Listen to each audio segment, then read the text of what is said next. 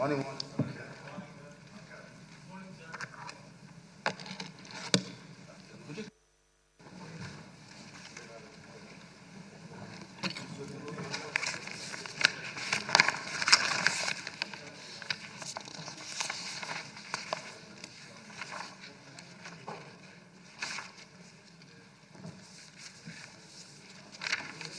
నమస్కారం.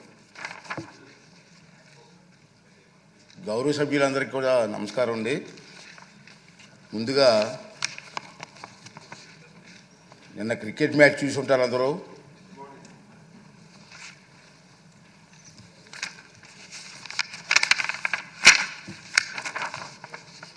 దాని గురించి సభలో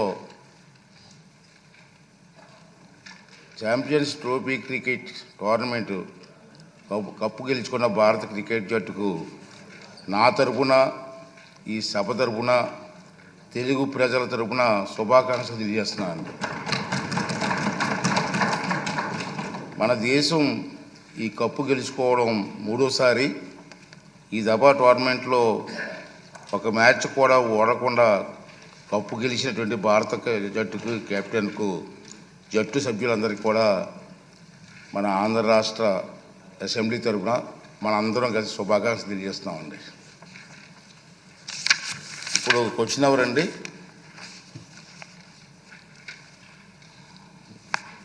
భరత్ గారు. Honorable Speaker, sir.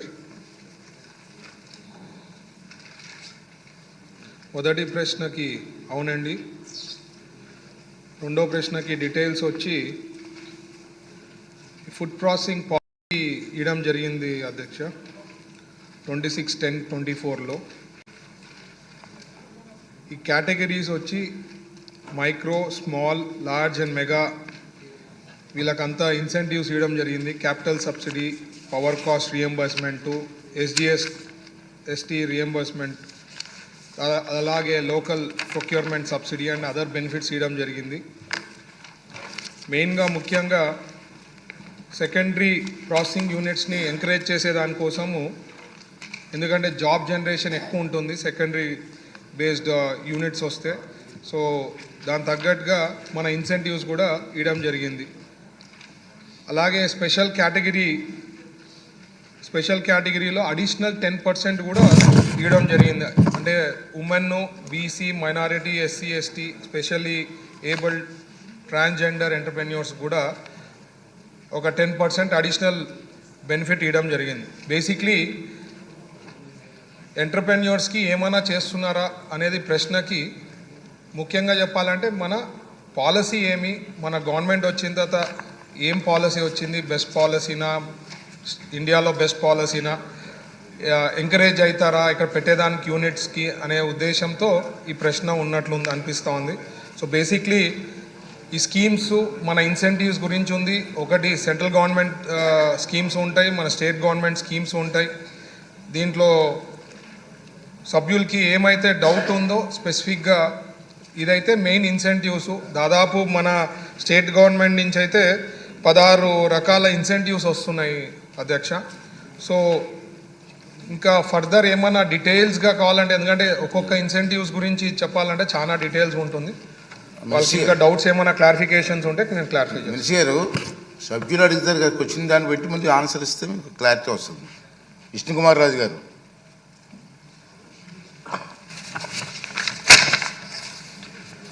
అధ్యక్ష నమస్కారం. అధ్యక్ష మన రాష్ట్రం భారతదేశంలోనే నెంబర్ 1గా ఉన్నది ఈ అగ్రి ప్రొడక్ట్స్లో పామాయిల్ ఒకటి అధ్యక్ష. అట్లాగే పపాయ, లైమ్, కోకో, తర్వాత కోకోనట్ అధ్యక్ష, టమాటో, చిల్లీసు, బనానాస్ అధ్యక్ష. అట్లాగే మెరైన్ ఎక్స్పోర్ట్స్లో మనం నెంబర్ 2 పొజిషన్లో ఉన్నాం అధ్యక్ష. దాంట్లో ఎగ్స్, ఫిష్ ఇవన్నీ కూడా మనం బ్రహ్మాండంగా అభివృద్ధి చేస్తున్నాం. అట్లాగే ఫిష్ ఎగ్ నెంబర్ 1లో ఉన్నాం అధ్యక్ష. నెంబర్ 2లో అయితే వరి, మొక్కజొన్న, మామిడి, ఆరెంజి, జీడిపప్పు, పసుపు ఉత్పత్తులు మనం 2వ స్థానంలో ఉన్నాం అధ్యక్ష. ఈ క్వశ్చన్కి కొంచెం డీవియేషన్ ఉంది అధ్యక్ష, అందుకని నేను ఇవన్నీ చెప్తున్నాను. భారతదేశంలో బొప్పాయి అరటిపళ్ళు మీద మంచి ఇన్స్టిట్యూట్స్ అధ్యక్ష భారతదేశంలోనే పేరు ప్రఖ్యాతగాంచిన Indian institute of technology Delhi వాళ్ళు, దానిపైన వాళ్ళు natural fibres, papaya, banana fibres మీద వాళ్ళు రీసెర్చ్ చేస్తున్నారు అధ్యక్ష. ఇవన్నీ ఎందుకు చెప్తున్నామంటే అధ్యక్ష, గౌరవ మంత్రివర్యులు ఎవరైతే ఈ బెస్ట్ ప్రొడ్యూసింగ్ మ్యానుఫ్యాక్చరర్స్తో పాటు ఏదైతే రీసెర్చ్ ఇన్స్టిట్యూట్స్ చేస్తున్నారో వాళ్ళని కూడా పిలిపించి మన ఆంధ్ర రాష్ట్రంలో ఏదైతే మనము ఆహార ఉత్పత్తులు చేస్తున్నామో దాని నుంచి ఈ ఫుడ్ ప్రాసెసింగ్ యూనిట్స్ని ఎంకరేజ్ చేస్తే అత్యంత అద్భుతంగా మనము మన వాళ్ళని ఇది చేయొచ్చు అధ్యక్ష, ఎన్రిచ్ చేయొచ్చు అధ్యక్ష. తర్వాత మనకి చాలామందికి తెలియంది ఏంటంటే, మనము ఇంత ప్రొడ్యూస్ చేస్తున్నప్పటికీ కూడా ఎక్కడ కూడా ఫుడ్ ప్రాసెసింగ్ ఇన్సెంటివ్స్ ఇచ్చేస్తామంటున్నారు. కరెక్టే, ఇన్సెంటివ్స్ అన్నీ 17 రకాల incentives state government, central government ఇచ్చేస్తున్నాయి. కానీ ఈ ఫార్మర్కి అవేర్నెస్ ఎక్కడ ఉంది? ఫార్మర్కి ప్రొడ్యూస్ చేసే వాళ్ళకి అవేర్నెస్ తీసుకుని వస్తే అప్పుడు మీరు చెప్పే ఇన్సెంటివ్స్కి ఉపయోగం ఉంటుంది. కానీ అవేర్నెస్ లేని మూలాన ఏమి చేయాలో తెలియనటువంటి పరిస్థితి.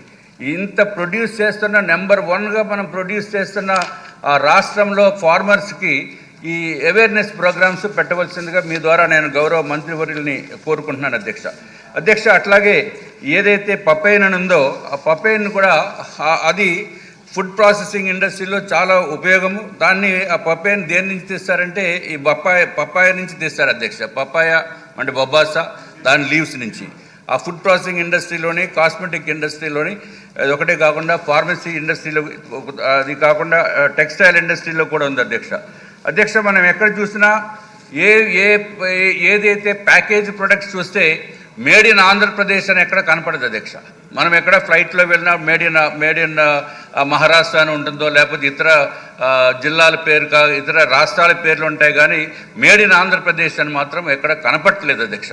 కాబట్టి వీరు తప్పనిసరిగా రాష్ట్ర ప్రభుత్వము, క్రిందటి ప్రభుత్వం 5 సంవత్సరాలు ఫుడ్ ప్రాసెసింగ్ బదులు వాళ్ళు ప్రాసెసింగ్ సెంటర్స్ కింద పెట్టుకునే అవకతవకలతోనే ప్రాసెసింగ్ జరిగింది. ఇప్పుడు మన ప్రభుత్వం వచ్చింది కాబట్టి దీనిపైన ప్రత్యేకమైన శ్రద్ధ పెట్టి ఏదైతే మనం ప్రమోట్ చేయవలసింది ఆర్గానిక్ ఫార్మింగ్ ప్రమోట్ చేయాలి అధ్యక్ష. ఎందుకంటే వాల్యూ ఎడిషను కనీసం 2 times పెరుగుతుంది అధ్యక్ష. ఆర్గానిక్ ప్రొడ్యూస్ చేయవలసిన అవసరం ఉంది అధ్యక్ష సిక్కిం లాగా. అట్లాగే మనం మైక్రో ఇరిగేషన్ సిస్టమ్స్ పెట్టి 40% కూడా ఎక్స్ట్రా తీసుకొచ్చే అవకాశం ఉంది. సో గౌరవ మంత్రివర్యులు తప్పనిసరిగా వారు ఆఫీసర్స్ని పంపించి ఎక్కడైతే అద్భుతమైన ఈ ఫుడ్ ప్రాసెసింగ్ యూనిట్స్ ఉన్నాయో అక్కడికి వెళ్ళి వెరిఫై చేసి వాళ్ళని కూడా స్పెషలిస్ట్ని తీసుకొచ్చి ఇక్కడ కూడా ఒక సెమినార్స్లా కండక్ట్ చేస్తే చాలా బాగుంటుంది అధ్యక్ష. తప్పనిసరిగా ఈ విధంగా చేయాలని తమ ద్వారా కోరుకుంటున్నాం.